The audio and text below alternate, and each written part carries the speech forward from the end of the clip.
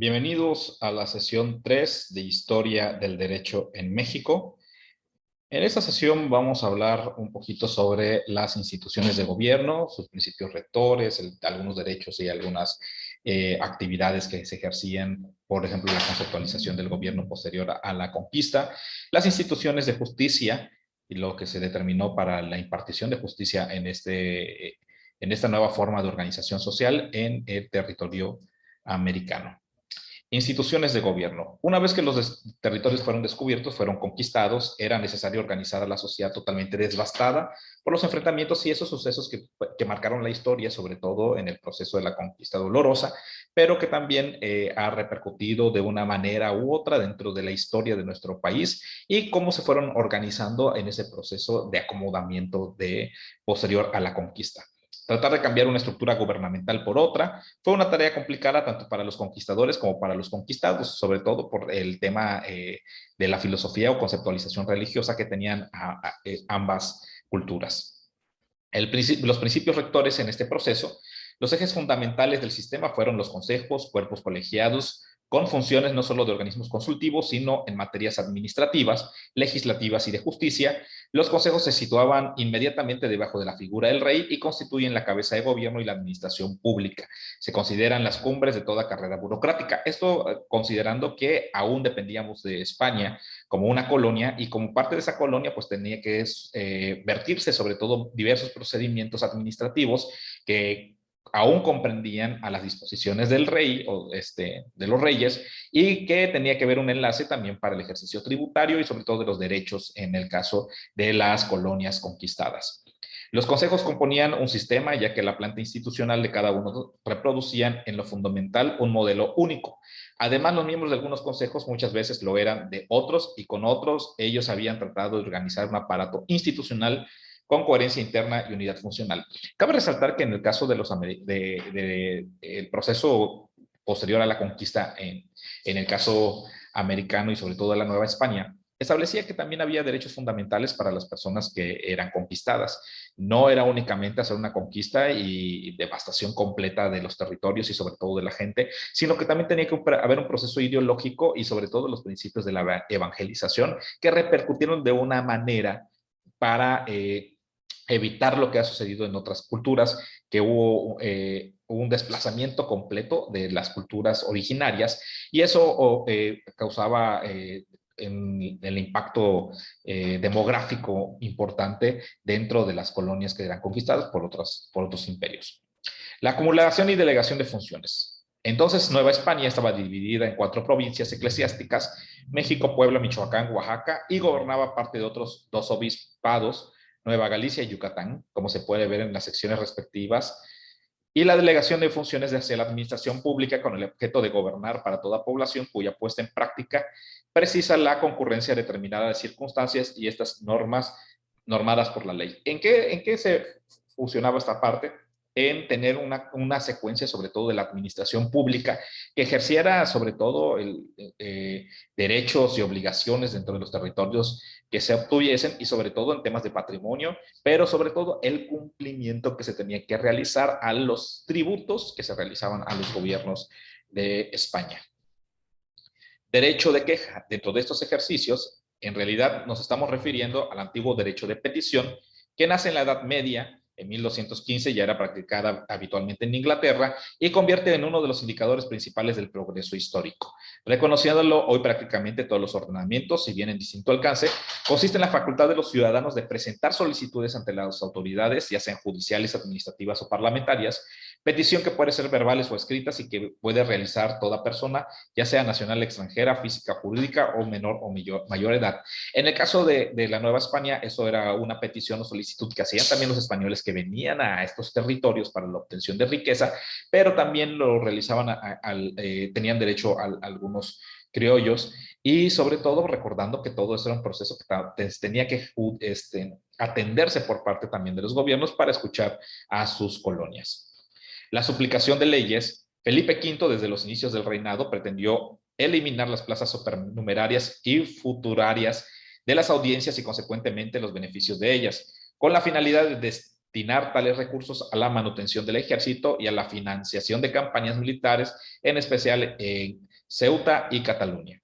Fue así como Madrid se despachó la Real Cédula 25 de septiembre del año 1700, que ordenaba eliminar a los ministros supernumerarios de todas las audiencias y no asistirles con sueldos en todo el año. Orden que se hizo efectiva en el reino en 1701 y sobre todo en los procesos de aplicación de los procesos judiciales. Recordemos que todavía, independientemente de que las colonias españolas estaban en proceso de emergimiento, en el propio territorio ibérico estaba todavía procesos también de desglose de las partes enfrentadas todavía en ese proceso también de eliminación de los moros en España.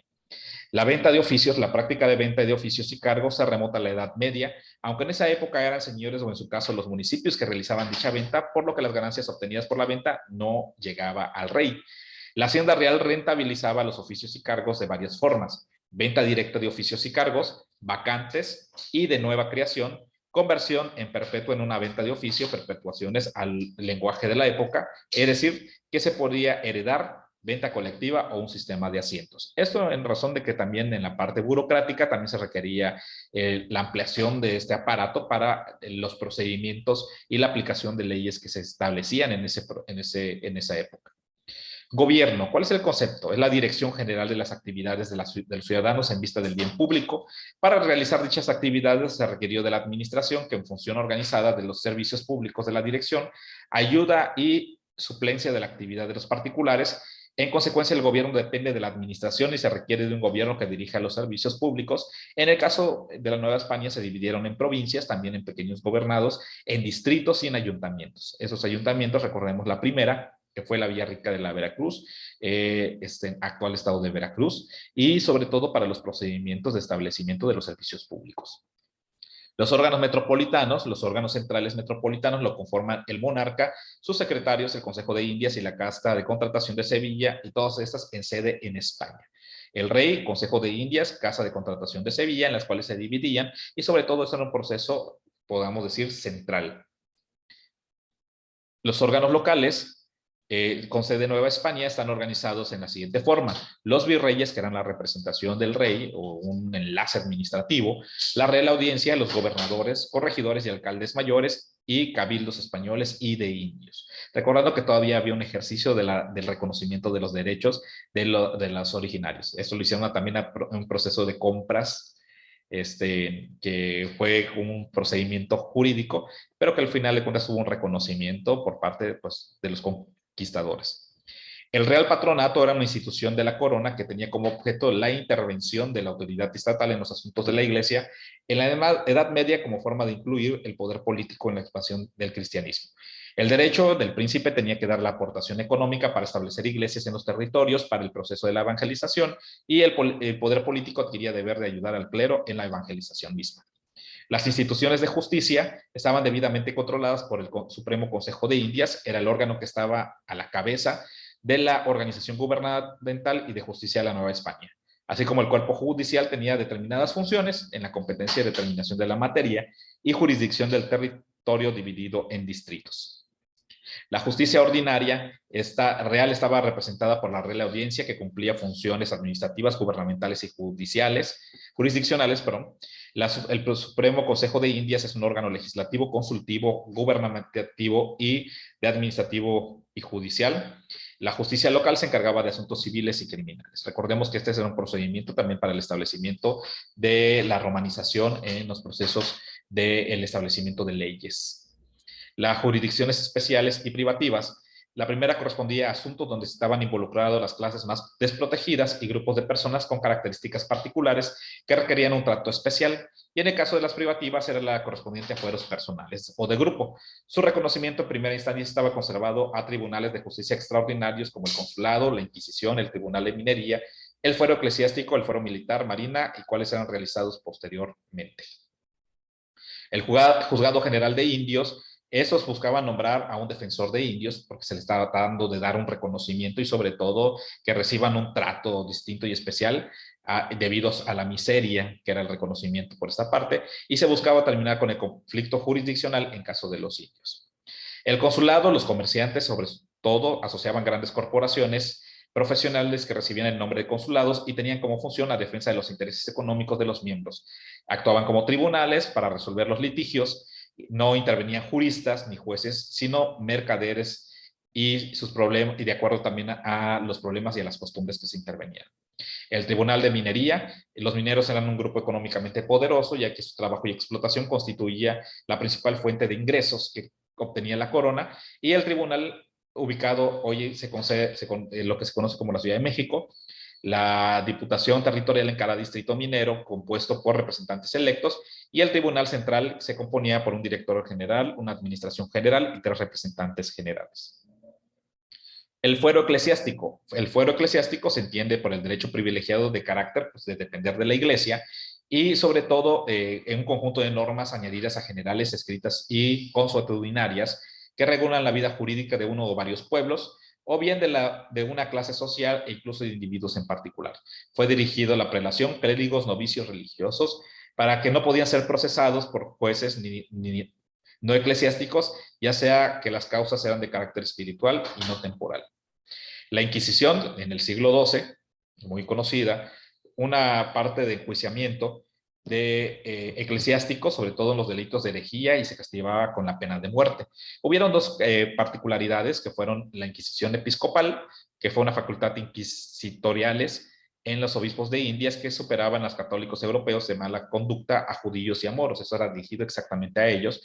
Y la Inquisición pontificia, requerido a la población mayor de 12 años para representar ante tribunal para ejercer públicamente el juramento de la fe bajo amenaza de la excomunión. El acto terminó con el otorgamiento de 6 días a la población, durante la que se aceptarían y perdonarían las autodenuncias por la ligera penitencia.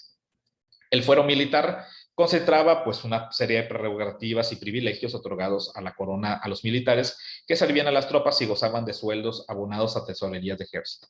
Así todos los militares, como sus familias y criados en razón de fuero, podían renunciar al cargo a ocupar oficios dentro de consejos municipales y estaban exentos al pago de servicio y dar alojamiento a sus casas a tropas y prestar carros para la casa real o la corte.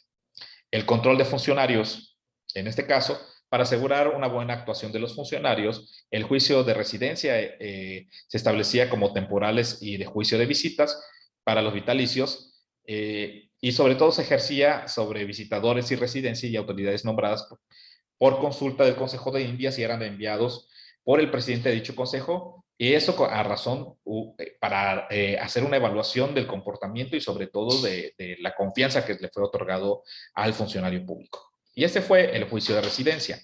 El juicio de residencia es un proceso judicial al que eran sometidos los funcionarios públicos al terminar su cargo.